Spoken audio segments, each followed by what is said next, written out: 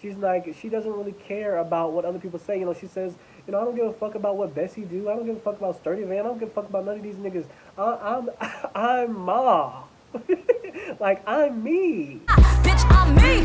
What up, everybody? It is your boy Jabbar, the Kakashi Cowboy, back with another review. Today, I'm going to do all my videos today, I guess, since I have a little bit of time. Today, I do want to do a review of Ma Rainey's Black Bottom. Beautiful, beautiful, beautiful, beautiful, beautiful, beautifully shot. It actually was directed by, I think, George C. Wolfe, or George, yes, that's his name, George C. Wolfe. George C. Wolfe also did, I don't know if anybody knows, but he did The Color Museum. Color Museum is a classic. Go read it, go watch it. It is wonderful. I think the original had Loretta Devine in it. She was one of the wigs. Yeah, George C. Wolfe, fantastic job. Denzel, I think he has a Netflix deal that he's going to actually produce seven of August Wilson plays. So if you don't know anything about August Wilson is the original writer, playwright for not only Fences that he also did with Viola Davis. Him and Viola Davis, I think he got this plan after they did Fences together on Broadway, I think it was. They did Fences on Broadway, they brought it back, him and Viola, and then they did it into a movie. And then I guess he decided, Denzel, that he wanted to do the whole thing, or at least seven films. He wanted to bring August Wilson's plays and expose a new generation of people to August Wilson's plays. So I have taught, this is August Wilson right here. If you have not seen him, I have three plays of his right here. Fences is in here. If you read the back right here, Fences is in here. Ma Rainey's Black Bottom is here. And also Joe Turner's Come and Gone. I've seen Fences on stage. I've seen Joe Turner's Come and Gone on stage. I have not seen Ma Rainey's Black Bottom on stage, but I've seen like productions of it on YouTube because there are, if you want to go check those out. And he has like, there's 10 plays, the centennial plays. So what that means is that he wanted to, so he had this project set out where he wanted to essentially follow the lives of black people throughout every decade during the 1900s. Starting, I think Ma Rainey is one of the first ones. Piano Lesson is also one of my favorites. I love Piano Lesson. I hope, pray also that he does Piano Lesson and radio as well. Like, a lot of people consider him like the Black Shakespeare. Like, really, like, I remember I took a class when I was first introduced to him, and they were like, he's like the Black Shakespeare. Like, he is the Shakespeare for black people because he really understands, like, the way Shakespeare understood language and, like, meter and rhyme. He understood it, and August Wilson understood the way that black people speak and sort of these metered and this sort of meter and like rhyme, not rhyme, but like musical tones. And he really captures that throughout all of his plays. And what he wanted to do with his centennial plays was it's 10 plays over the course of, like, they each take place over the course of like a decade, or like a decade that runs into another decade or something like that. Ma Rainey's Black Bottom takes place during the 20s. And actually, Ma Rainey is an actual person, if you didn't know. Ma Rainey is considered the mother of the blues, and she even comments on it in this book, well, not in this book, but in this plate as well. Essentially saying that, people call me the mother of the blues, whatever, but I'm not the one who created it. I know that, but I'll let them call me that. She was really about her money. She was a really savvy businesswoman in real life. Like, Ma Rainey did not play. She was mentor to Bessie Smith. People really probably know more about Bessie Smith than Ma Rainey, but that was her mentor. And in this, August Wilson takes Ma Rainey's life. She actually was also a lesbian. She actually talked about it in her songs. Even though she was married before, she was married to a man, of course. She was pretty much just, female relationships. That was her main goal after her marriage ended. I forget whether the guy died or not. I think the guy who she was married with actually was the guy who she started her career with. He was actually called like Paul Rainey or Paul Rainey or something like that. And then they had a little musical act together that they would go on and do. And then she sort of took over. I think he died. I do think that he passed away. Maybe that's not true. I'll correct myself and put the links in the description box below if I'm wrong. But I think that he passed away. And after she sort of took control of the business and control of the whole sort of performance and stuff like that, and took off with it herself. So very savvy businesswoman, very strong black woman, very relatable character. I remember reading this Ma Rainey in class, And a lot of students were like, they first found her very like abrasive and aggressive, not understanding that she had to be that. And I think that that is something that is is easily, if you have a bias towards black people, which most people do, it's very easy to sort of paint Ma Rainey as this abrasive, aggressive woman until August Wilson puts in the book, like, well, not in the book, in the play, all of these very touching stories that she tells about, like, she gives context. Like, these white folks don't care about me. Yes, I'm dogging these white folks out. I'm dogging these honkies out. I don't care. Like, my manager, I've been with him for almost a decade. He treats me like the help. I know that dude over there. He's a hardcore racist, and he wants to take everything I got and take my voice and use it for his own money, which he does to Levy at the end of the movie. Now that part is not in the play. That was one thing that was not in the play. George C. Wolfe added that in where Levy's songs. Yes, that's in the play. Sturdy Vant takes Levy songs and he, gets them for very cheap, so because he's the one holding all the cards essentially. But we don't see what he does with the songs. It just sort of ends with Levy killing. I think is it Cutler or Toledo? I think it's Toledo. Which I thought was a very nice added touch when we see, like, you know, we know that Levy's probably in jail or somewhere probably broke, because either he's in jail or he's somewhere broke because he got fired at the end, of course, by Ma Rainey, because he doesn't want to do things Ma Rainey's way. He wants to do things his way. Um, we either know that he's broke somewhere or that he's in jail. I wish that maybe they would have given us a little bit of a definitive answer, but I do like the fact that they ended it on the fact that Sturdy Vant took Levy's songs and like made them a hit and like made money off of them and only paid that nigga like $5 for them. Like, but that's how they do. And there's a whole bunch of black artists that we will probably never know of that they took songs from. You know, like all the creations, all because we didn't have access to patents, and we didn't have the right to access to like patent or copyright or nothing. You know.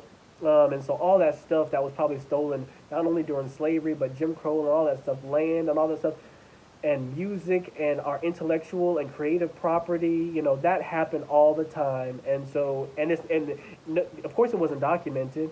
The only thing that we have is like tales, that were told to us down the line, that were carried on through tradition, oral tradition, like, oh, my granddaddy, great great granddaddy back in the day, da da da, he did this, and that white man took that. That's all we got. That's all we got. And so, but this play is, I mean, it's still so relevant to today in terms of how like black artists are getting screwed. But it's also like what August Wilson loves to do in his plays is he loves a generational divide in his plays. That's one theme that he loves to stick with. In almost every play that I've seen or read, he loves a generational divide. He loves generational conflict. Like, there's usually an older generation, and then there's a person who represents the younger generation. In Fences, it's Troy versus Corey. In Fences, he takes Corey's side a little bit more. He takes the younger generation side. In this, that is set in the 20s, he takes Ma Rainey's side, the older generation side.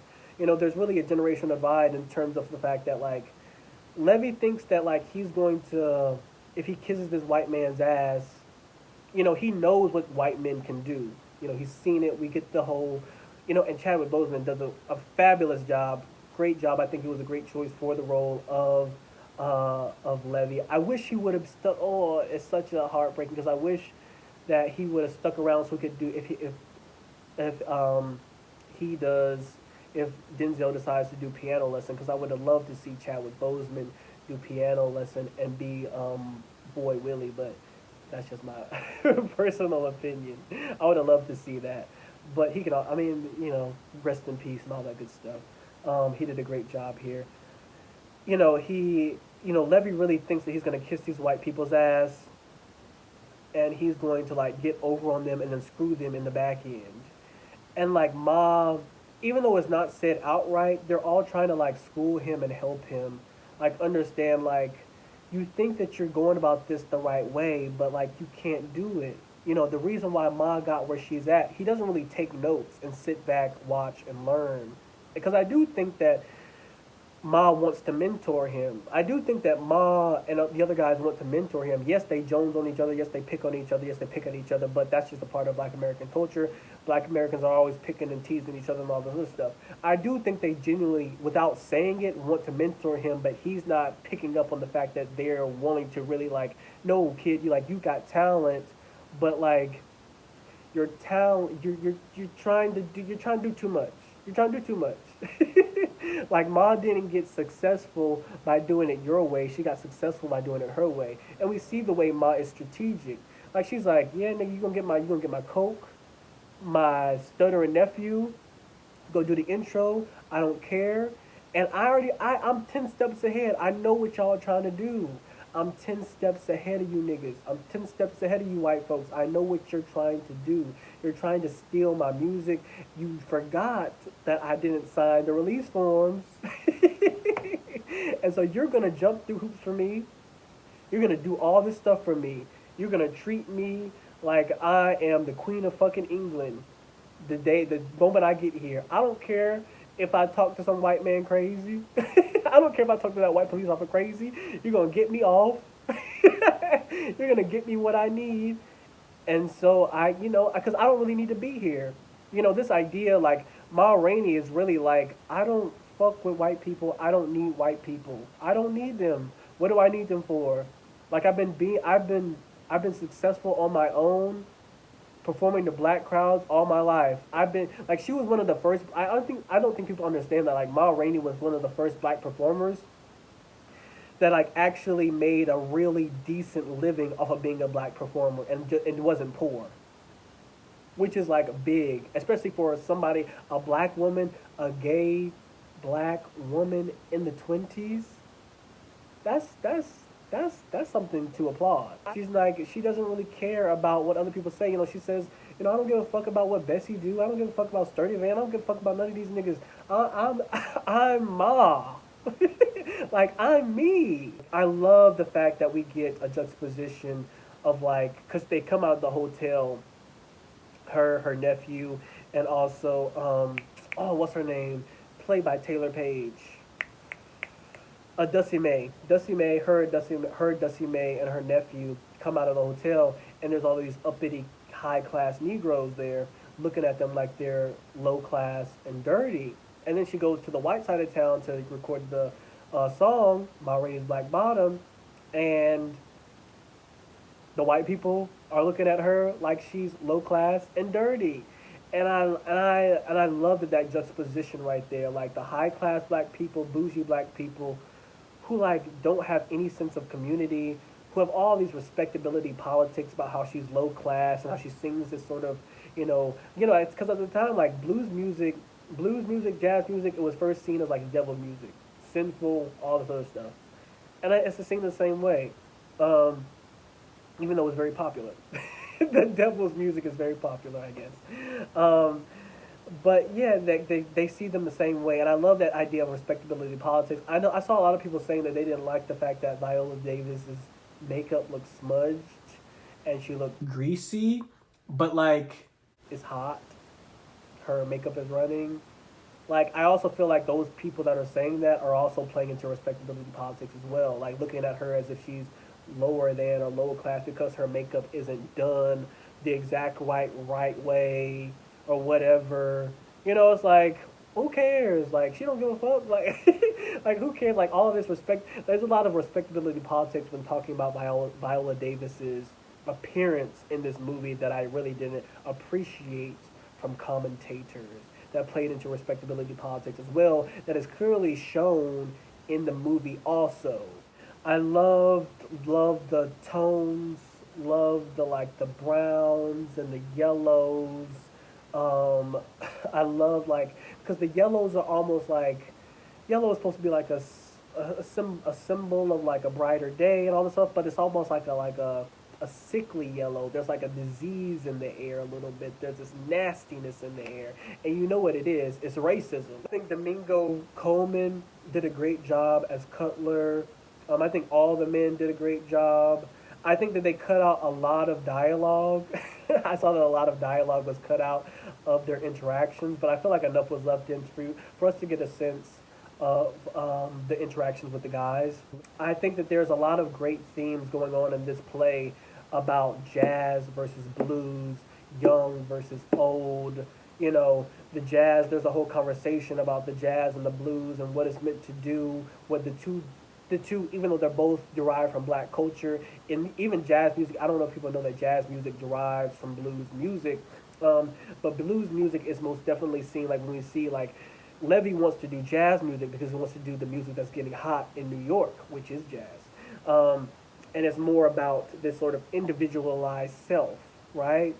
This sort of individualized self, whereas blues, you can just see at the end of the play, at the end of the movie, when they're all commenting and like, they were like, ooh, sturdy, ooh, not sturdy man, ooh, Cutler, you was really blowing that thing, you was really doing that thing, like you was really singing that thing, ma, da da da da. Like everybody sort of complimenting each other. It's a real sense of community, a real sense of togetherness.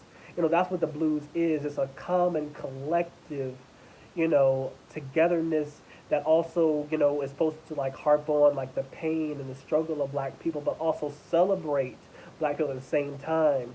Whereas like jazz, they're always commenting on how Levy is playing this sort of like jazzy, syncopated tones that sort of go off and do all these runs and all. Like, why are you doing all that? Why are you doing all that? Why aren't you just playing with us? Why can't you just be here with us? Type of thing is what Ma Rainey asked, Levy. And he was like, stop, leave me alone. I'm doing my own thing. That's how I'm supposed to play it. I'm being myself. I'm doing my, but it's like, there's a hyper individualism when it comes to jazz and also how it comes to Levy, you know, um, and it doesn't end up in his favor. I think that if I have any criticisms for this film, I think that it needed a few. I know this is bad to say. I think that Denzel, George C. Wolfe, I think they're all trying to stay very close to August Wilson's plays. They're trying to really pay homage to it and not change too much.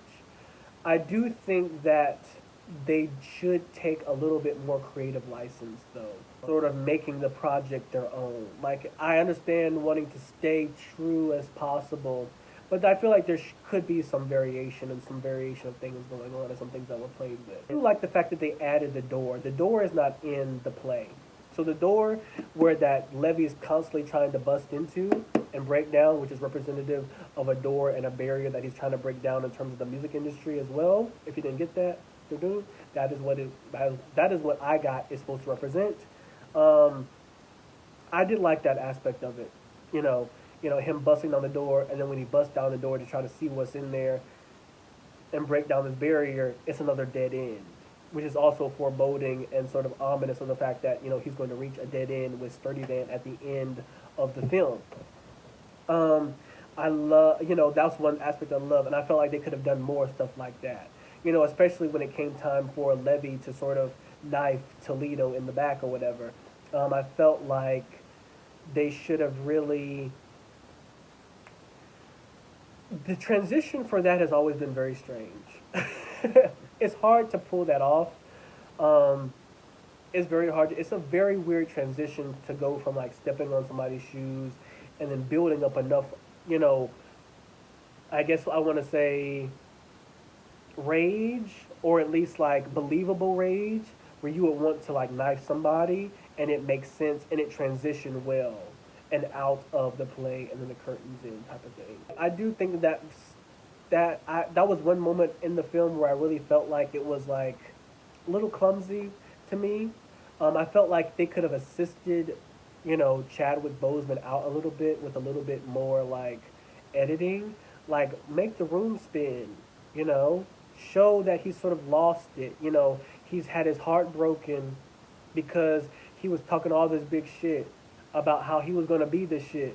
And then Sturdy Vant comes and stomps on his dreams, pretty much putting him, he's at a worse place than where he started, because not only has he burnt bridges with the white guy, but he's also burnt, well, there was never no bridge. He was just trying to kiss his ass to build a bridge, but it never happened.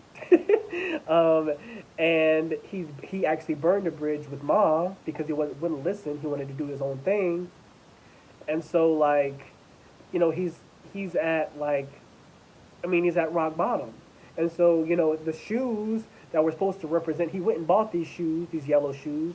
Yellow, a brighter day. They're supposed to represent like, they're supposed to represent the future.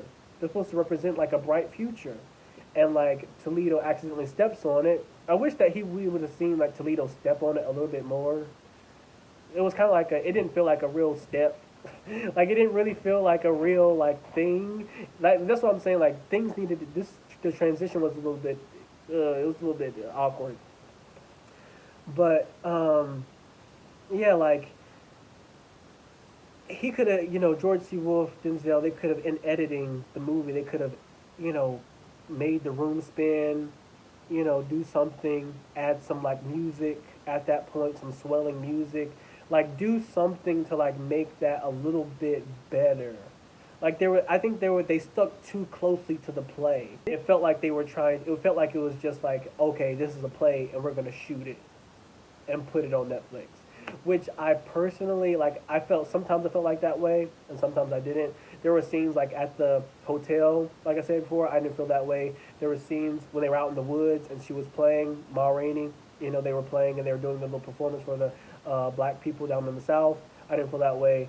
But there was most definitely like when we got within this confined space, and the reason why we're in this confined space um, is because it's like it's supposed to be representative of how confining and how trapped and black artists feel within the music industry. And that's the same thing could be said for today. It's so true for today. Um, yeah, but I just felt like they could have done something a little different with that transition. The transition, yes, I do the move that August Wilson wrote, I think is perfect. I think how you transition into that move makes all the difference, though, and I don't think they transitioned very well. That scene felt very clumsy. Felt very clumsy. I also felt like they should have given Dusty May more of a character arc. I think that they should have given her more depth. Um, she's just kind of like, I hate to say it, but she's kind of like, she's sort of like, she's just there as a prop, something to be won and fought over by both Ma Rainey and Levy. And she really didn't have like, I thought Taylor Page did a really great job with the character of Dusty May, but at the same time, like, this could have been a spot where Denzel and George C. Wolfe came together to like really, because I think August Wilson does Dusty May an injustice in the play itself by not giving her many lines, and she's really one of the only characters that doesn't have that many lines, and she needs more. Great messages, great themes, great aspects, great discussions about race that doesn't feel after school specially. Like I hate an after school special race discussion. And like August Wilson knows how to like talk about race, like niggas talking about race, but not in the way that like is trying to be so accessible to white people so that white people can like get like a little history lesson or something like that. Like it really is just niggas talking about race. Truthfully, having a conversation about religion and God. I love those moments, and those are some very like, woo. Those are some very like heavy moments, but they're discussions that need to be had. That's another thing I loved about this movie. Black American actors. Thank you, Black American actors. Black American actors. Cicely Tyson just spoke on this not too long ago. Black American actors. Stop going across the pond, across the whole fucking ocean to go get people to replace us to play our people. Stop. This is getting old now. This discussion is getting tired. I'm tired. I'm not arguing about it. If you want to leave a hate comment down in the conversation, you can. I don't care. I believe that we should not be cosplaying each other. I love that this was just Black Americans in this film. But yeah, let me know some people I would love to see Regina King do Boy Willie's sister in Piano Lesson. But yeah, that's all I got for this video. I will see y'all next time for the next one. And always have a discussion down in the comments below. I love discussion. I love talk. Talk to me. And I'll see y'all next time for the next video.